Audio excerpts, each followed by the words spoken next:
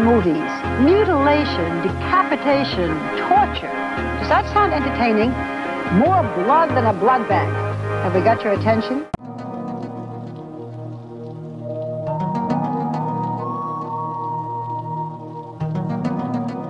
Technically, the monster. This is a monster of the week, basically. It's not a monster of the week. You don't not think everything is a monster of the week.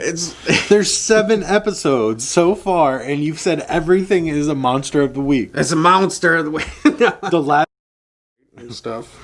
Welcome back, extraterrestrials, to the X-Files franchise breakdown. In this episode, we're doing Ghost in the Machine.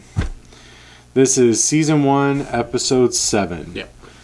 This one came out on Halloween, and it says, on Halloween, Mulder and Scully investigate the death of a corporate executive who may have been murdered by a thinking computer.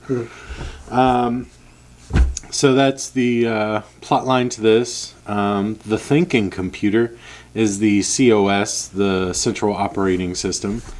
And when the story opens, you see essentially they're going to shut down the project on the thinking computer, and it basically kills the guy in charge and deletes the file for self-preservation. What did you think about this episode? What was your big takeaway on this one?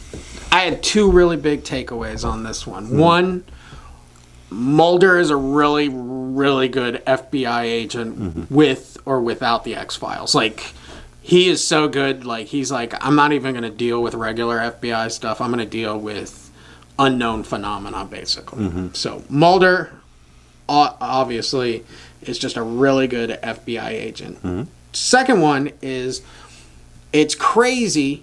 This was, 93? Tail end of 93. And they're talking about basically stuff we have now. Smart homes, phones that will, do everything, start cars and stuff. Everything that they're mentioning in this episode with AI is real now.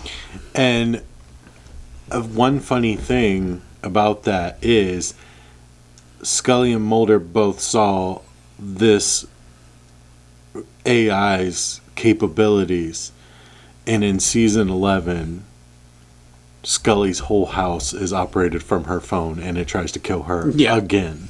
Spoiler alert. That's 200 and some episodes away. We got time. But he even says smart homes in it. And I also like that. This is when we talk about like AI like attacking us. We talk about like Terminators and just robots, coming after us. We don't talk about, everything that we have right now is on the internet, on the computers. If you have no money in your pocket, but you have a big bank account, you still have no money, basically. And that a simple machine that can think could wipe out us and stuff, And it's very possible. Yeah, that we have relied so much on technology, and I really think that's what this episode talks about, is about how humans interact with technology, especially computers, and back in 93 it looked silly, but now it's like, they didn't have touch screens or anything like that. So. Right. But those are my 2 big things. You decide. No, it's just out there. It's just written down like that. One thing that I think is important to take note of is at this time in this episode, the AI is the bad guy. Yeah. Now, in today's technology, we're getting closer to sentient AIs that think, feel, learn, react. But we're also more concerned, like you mentioned, with the bank accounts and everything like that, with EMPs. If somebody set off an EMP, we're all fucked. Yeah. So all I can think of is the South Park episode where Randy Marsh is yelling, "I can't get on the internet to check out why the internet isn't working." Right, I always think Parks and Recs, where she's like, where Andy's on the computer and he's like, it says like she's sick or something, her symptoms, and he's like, it says here you may have connectivity issues. Yeah.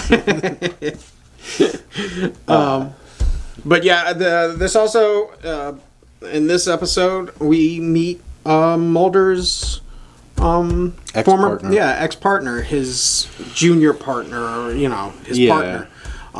Do you think that Mulder, in the middle, okay, spoilers, the partner is killed by the AI in this building? Mm-hmm. Do you think that Mulder was really like, at first he was kind of standoffish with him, but because he was killed by this thing, he was like, no, I'm going all in, Well, I think initially he was more curious as to what the AI was doing, and he was standoffish with his ex-partner because he had already been through it with his ex-partner. Yeah. And then Scully got to see why.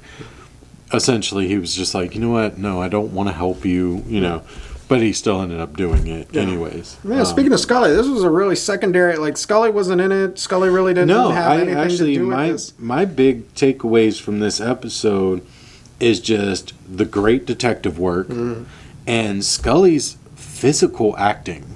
Yeah, She falls hard in the elevator. Went full John McClane. John McClane in the duct. Like, her acting and her ability to get physical in her acting, as where, Mulder, it was just like, well, I'm sitting at this desk, and Scully's like bouncing around in the air ducts and shit. So, I thought that was a really good attestament to her craftsmanship, her skill, or craftswomanship. Yeah, I mean, I don't know. she knows she's Jackie Chan and stuff. I mean, Scully is always the one in harm and stuff, but she can hold her own. It's crazy. Like, every episode I think that we've gone through, Scully's gotten hurt in some kind of way. Yeah, or something, not necessarily hurt, but something has hindered her in some way. So, like, outside of just the physical acting from Scully, we get the great detective work, and then we get the implication of don't trust anyone again, because he can't trust his ex-partner. The security guard ends up being DOD. Yeah. So it just pounds home those ideals. Scully's the only one he can trust. He can't trust anybody else, even if he thinks that the person is his friend, or if the person is a nobody, just like we saw in episode 2, where they were at the news reporter is the director of the base, basically. So, like, people are in these undercover positions planted all the way around them. Yeah. Deep Throat actually even was a little standoffish in this one. Deep Throat's in this one, where Mulder is, Deep Throat and Mulder are having that conversation, and Deep Throat was kind of pissed that this guy didn't, like, develop weapons for them. Like, they say, oh, he was contracted to develop weapons for us, and he was, what did he call it? He called him a tree hugger or something like that. I didn't get that. Yeah. I know that I know that they met 2 different times, and the first time Deep Throat was like, hey man, you gotta abide by the rules that we set out. Yeah. And then the second time, I remember them talking about it, but I don't remember. I remember them saying, like, we wanted him to do it and he refused at every point that we asked him. Yeah. I don't remember him, like, being insultive towards the guy. No, the way that he was coming across, it was like I felt like he was kind of angry that this guy didn't contract him. He didn't make them weapons. That he went for, oh, look at this fancy building. We see great detective work. We see great teamwork between them. Yeah. And we also see, for the first time, though it's not on a big, it's aliens type scale, we see Scully see what Mulder is saying. He goes, this computer is alive and it's killing people. And for the first time, she goes, oh shit, yeah, you're right. Yeah. She doesn't go, oh, I got stuck in the car and I missed the ghost. Or, I was, down the street or locked out of the room or something else when the aliens came, like she got to see firsthand that his theories may not be as crazy as she would like to think. Back to Mulder's partner. Okay, Mulder's partner was only trying to get advanced. He was trying to, I think Mulder says, you were trying to work your way up to the fifth floor, or whatever that meant and stuff. Do you think that their modems had different Wi-Fi passwords? No. Do you think the motive for what they were doing, because it was so different, that is why the outcome was different? Whereas the old partner was more for gain of employment, and Mulder is there just to solve the clue, figure the clue, and therefore their paths in the story arc had to. Well, yeah, I mean that's essentially the explanation that he gives Scully. He says he wanted the fifth floor, and I wanted something else. Yeah. So he's out there looking for the truth, and this guy's just trying to work his way up to a cush job. Yeah, basically.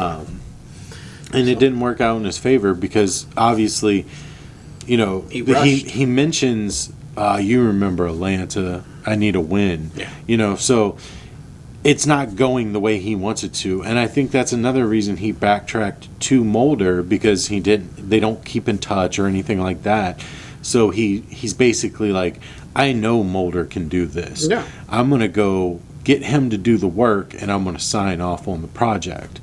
So yeah, Mulder. Yeah, fuck that guy. That guy sucked. Yeah, it's the guy from Oh Brother, Where Art Thou?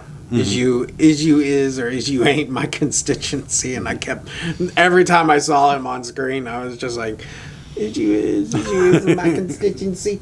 But yeah, overall, this episode, I'll say it again, it was a great episode. It was good story writing. Yeah. Where you have a villain that we don't see other than a computer. Right. But you don't see.